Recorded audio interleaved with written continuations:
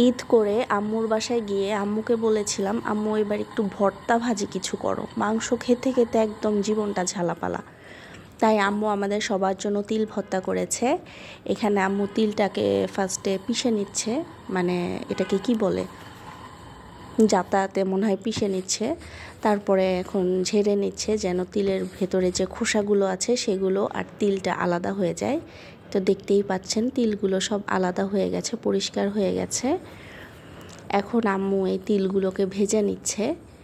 তিলগুলো ভাজা হয়েছে কিনা এটা বোঝা যাবে, তিলগুলো যখন চুটচুট চুটচুট করে শব্দ করা শুরু করবে তখন আপনারা বুঝে যাবেন যে তিলটা ভাজা হয়ে গেছে। দেখেন এখানে কিন্তু শব্দ করা শুরু হয়ে গেছে, তার মানে তিলটা ভাজা একদমই হয়ে গেছে। আম্মু এখন এটাকে নামিয়ে নিবে। আর ভর্তা মানেই কিন্তু প্রচুর পরিমাণে ঝাল, পেঁয়াজ আর রসুন, ঝাল ঝাল করে ভর্তা করলে কিন্তু যে কোনো ভর্তাই অনেক বেশি মজা লাগে। তো আম্মু এখানে পর্যাপ্ত পরিমাণে পেঁয়াজ, কাঁচামরিচ, রসুন দিয়ে দিয়েছে। খুব ভালোভাবে সামান্য একটু তেল দিয়ে এগুলোকে ভেজে নেওয়া হচ্ছে। পেঁয়াজগুলো যখন নরম নরম হয়ে যাবে তখন এটা ভাজা হয়ে যাবে। তো আমি আম্মুকে ইয়াগুলো ভেজে দিচ্ছিলাম, পেঁয়াজগুলো।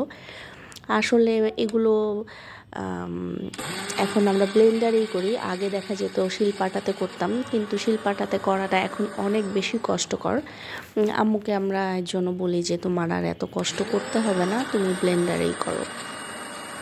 এর জন্য আম্মু এখানে ব্লেন্ডারে তিলটা ফার্স্টে গুঁড়া গুঁড়া করে নিল। এই তো দেখতেই পাচ্ছেন তিলগুলো কিন্তু একদম গুঁড়া গুঁড়া হয়ে গেছে খুব সুন্দরভাবে। আম্মু একটু চামচ দিয়ে এর গায়ের থেকে তিলগুলো খুলে খুলে নিচ্ছে, কারণ গায়ের সাথে লেগে আছে। এখন এর মধ্যে সেই ভাজা পেঁয়াজ, মরিচ আর রসুনগুলো দিয়ে দিল, সাথে লবণও দিয়ে দিয়েছে। এখন এটাকে আবার সে ব্লেন্ড করে নিচ্ছে। আসলে ঈদের পরে ভর্তা ভাজি খেতেই কেন যেন ইচ্ছা করে, তখন আর মাছ মাংস একদমই ভালো লাগে না।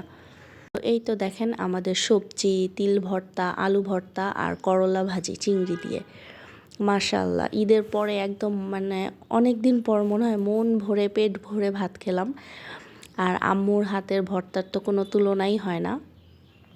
আমি এখন রেকর্ড করছি, এখনও আমার জিভে জল চলে আসছে, মানে এত মজা হয়েছিল এই ভর্তাগুলো। আমি তো পেট ভরে খেয়েছি এই ভর্তাগুলো দিয়ে, অনেক মজা হয়েছিল আসলে। মানে প্রতিটা রান্নাই সেদিন বেশ মজা হয়েছিল। আর ঈদের পরে ভর্তা ভাজি দিয়ে খেতেই কেন যেন বেশি ভালো লাগে। থ্যাঙ্কস ফর ওয়াচিং, দেখা হবে নেক্সট কোনো ভিডিওতে। সেই পর্যন্ত সবাই ভালো থাকবেন।